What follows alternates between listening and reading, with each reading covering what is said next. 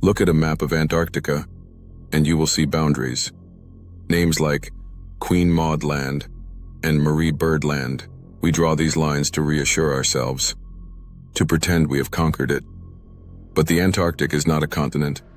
It is a vault, a vast silent archive of ancient secrets locked beneath 2 miles of ice. The public history tells us Antarctica is for science, for peace. But the archived history, the journals found in abandoned stations, the disjointed radio transmissions, they tell a different story. They speak of a phenomenon so unsettling that, in the mid-1980s, global powers quietly agreed to reduce human activity in the deepest sectors. They didn't stop because it was too cold. They stopped because it was occupied. This is the incident of the Ningen. In January of 1984, the Japanese whaling and research vessel, the Hōrai-Maru, was operating in the Lazarev Sea, just off the Queen Maud Land coast. This wasn't a military expedition. They were conducting standard marine surveys.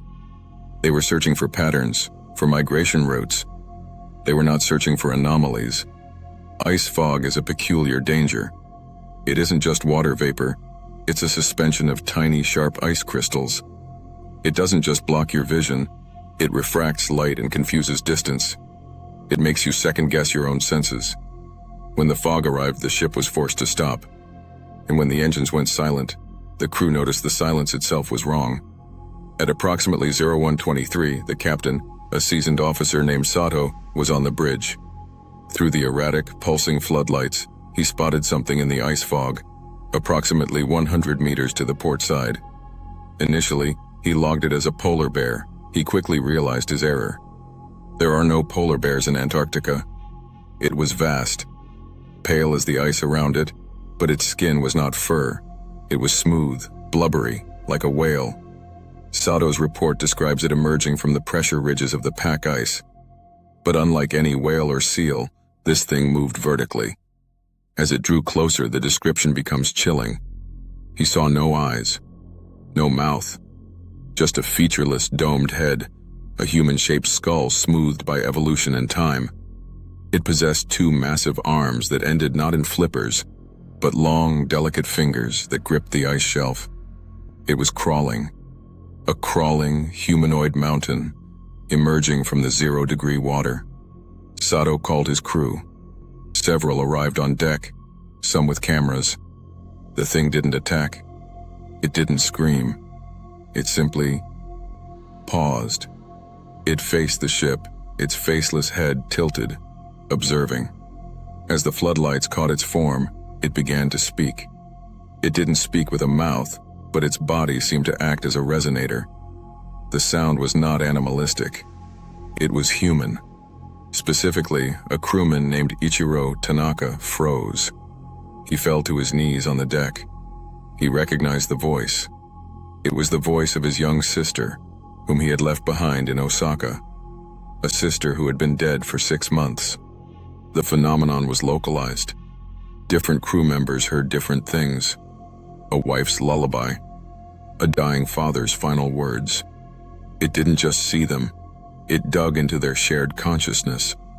It was utilizing empathy as a psychological weapon, or perhaps a way to understand. The terror was paralyzed. The captain's logs break down into panicked scrawls. It knows us. It isn't from here. It is here. God help us. At 0201, the creature, the Ningen, slipped silently beneath the ice. The fog cleared instantly. The silence returned. When the Hōrai-Maru returned to port, the crew was quarantined. The official report cited polar hysteria and a hallucination caused by extreme conditions and ice fog refraction. They said the photos were fakes. They destroyed the recordings of the voices, but the story didn't die. It became a rumor whispered between researchers, a dark folktale of the modern age. Then, something curious happened in the political world. In 1986, just 2 years after the incident, the original Antarctic Treaty was amended with little debate. Deep sector expeditions, especially those near Queen Maud Land, were drastically cut. officially for cost saving and environmental protection, but to some, it was a tactical retreat. We stopped exploring the Antarctic interior not because we ran out of science, but because we learned the limit of our understanding. We realized that we are not the masters of the Earth, just tenants. And the Ningen are the original landlords, waiting in the silence. So, if you ever look at a map of Antarctica, do not see a blank, empty space. See a vault. And know that some vaults are locked for our own protection. The ice doesn't just hide secrets, it keeps them.